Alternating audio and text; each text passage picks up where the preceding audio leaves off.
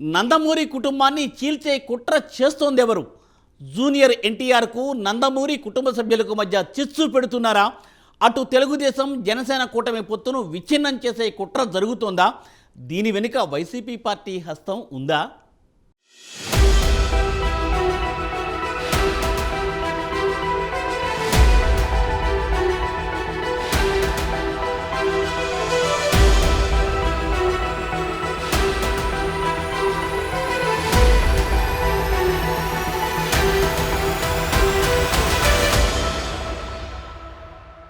ఎన్టీఆర్ వర్ధంతి వేళ వైసీపీ వికృత క్రీడలు మరోమారు బయటపడ్డాయన్న చర్చ రాజకీయ వర్గాల్లో జోరుగా సాగుతోంది.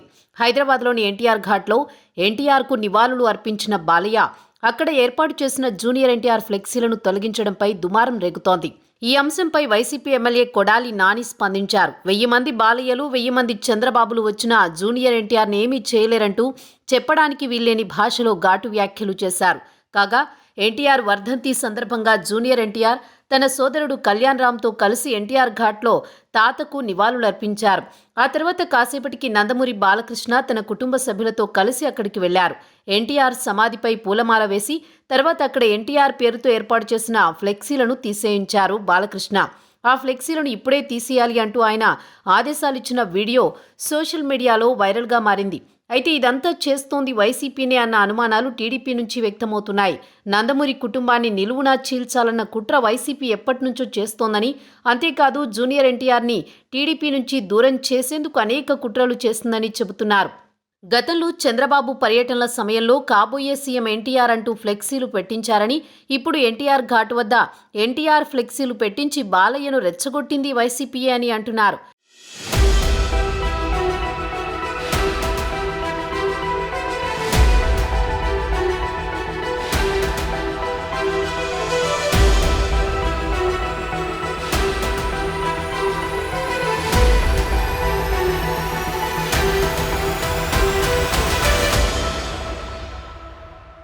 ఇంకోవైపు జూనియర్ ఎన్టీఆర్ అభిమానులమని ముసుగు వేసుకున్న వైసీపీ కార్యకర్తలు సోషల్ మీడియాలో మరింతగా రెచ్చగొడుతూ బాలయ్యపై పోస్టులు పెడుతున్నారని టీడీపీ శ్రేణులు అంటున్నాయి. తన అల్లుడు నారా లోకేష్ కోసమే ఎన్టీఆర్ను తొక్కేస్తున్నారని సోషల్ మీడియాలో పోస్టులు పెడుతున్నారు. ఇంకోవైపు కొడాలి నాని లాంటి వారు అసభ్యకరమైన పదజాలంతో రెచ్చిపోతున్నారు.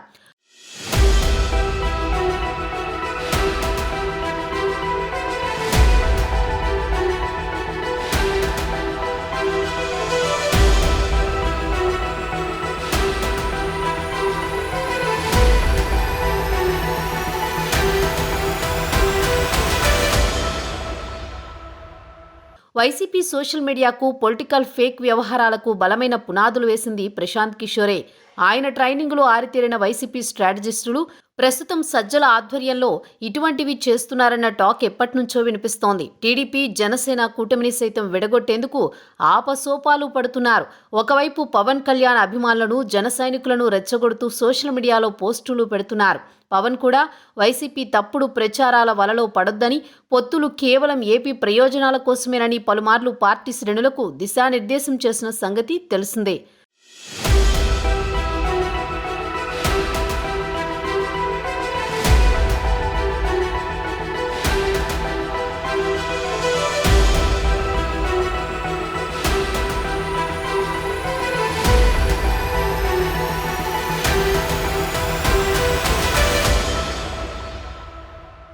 జూనియర్ ఎన్టీఆర్కు అభిమానులున్నారు. వారిలో 90% తెలుగుదేశం కార్యకర్తలే. అయితే ఎన్టీఆర్ను ప్రాణంగా అభిమానించే వారి ఓట్లను టీడీపీకి దూరం చేసేందుకు వైసీపీ పడరాని పాట్లు పడుతుందన్న వాదన సర్వత్రా వ్యక్తమవుతోంది. అయితే వైసీపీ కుట్రలను ఎప్పుడో పసిగట్టిన తెలుగుదేశం శ్రేణులు ఎప్పటికప్పుడు తిప్పికొడుతున్నాయి. అటు జనసేన కూడా పేటీఎం బ్యాచ్ కుట్రలను తిప్పికొడుతోంది. చూడాలి మరి టీడీపీ జనసేనను విడగొట్టేందుకు, నందమూరి కుటుంబంలో చిచ్చు పెట్టేందుకు మున్ముందు వైసీపీ ఇంకెలాంటి పథక రచనలు చేస్తుందో అన్నది.